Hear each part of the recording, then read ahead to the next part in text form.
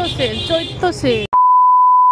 তো নমস্কার বন্ধুরা, এলোমেলো ব্লগে তোমাদের স্বাগতম। তোমরা তো দেখলে যে আমরা মাসির বাড়ি গিয়েছিলাম, তারপরে মাঝে আমি ব্লগ কন্টিনিউ করতে পারলাম না। তো ওখানে মাসি যা যা এনে দিয়েছিল ওই খাওয়া স্টার্ট করে দিয়েছিল বাড়ি আসার আগে আগে। তো আমাদের যেহেতু লেট হয়ে যাচ্ছে খাওয়া দাওয়া, তো টিফিন হয়ে গিয়েছিল, তারপরে চলে আসবো বাড়ি। বললো আমাকে একটুখানি ফ্রুটি খুলে দাও, যেটা বিবি এনে দিয়েছে, আর তার সঙ্গে দিয়ে নিয়ে নিচ্ছে হচ্ছে চিপসটা, যেটা ছাড়ছে না, যেটাও আমার সব মাসি এনে দিয়েছিল।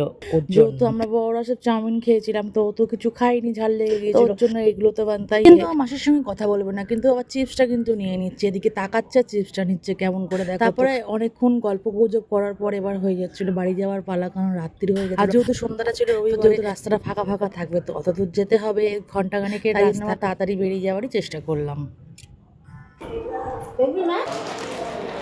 চলো, কিসের রাস্তা, কি রাস্তা, কি হলো?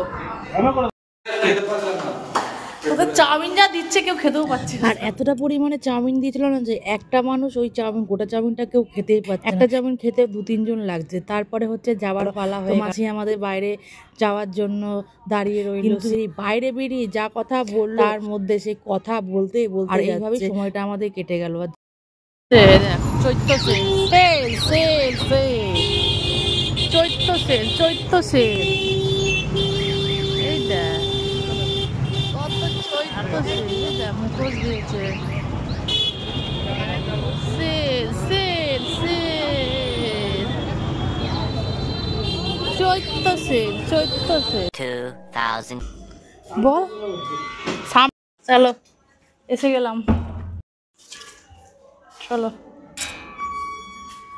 খালো।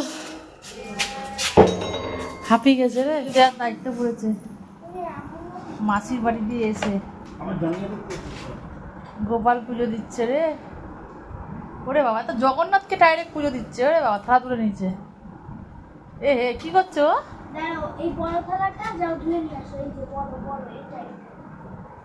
দিদি শেখাচ্ছে।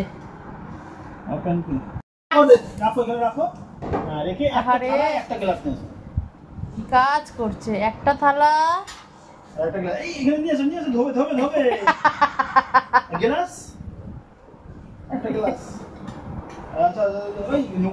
তোমরা ভাবছো যে ওইটুকুনি বাচ্চাকে দিয়ে আমরা কেন পুজো দিই? না, এটা তোমরা ভুল ভাবছো। ও হচ্ছে সেদিনকার কি মতি হলো যে ওই পুজো, আর যেই দিতে যাচ্ছে ও দিদি বর বাবা, ও তখন কান্নাকাটি শুরু করে, তাই জন্য ওই পুজোটা দিল। পুজো দিয়েছো?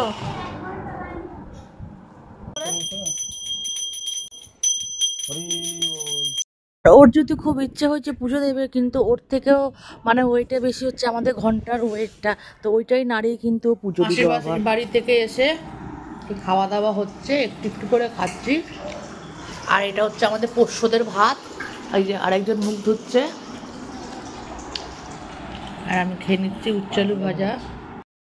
চলো রাতের বেলা ডিনারটা সেরেই ফেলি, আমাদের সঙ্গে কথা বলতে বলতে। পর থেকে কিন্তু আমি আর মানে ব্লগটা কন্টিনিউ করতে পারিনি। তো আজকের ব্লগটা এই পর্যন্তই। তোমাদের কেমন লাগলো আজকের এই ছোট্ট মিনি ব্লগটা আমাকে কমেন্ট সেকশনে কমেন্ট করে জানাবে। ও ভালো লেগে থাকলে শেয়ার করে দেবে, একটা লাইক দিয়ে সাথে থাকবে।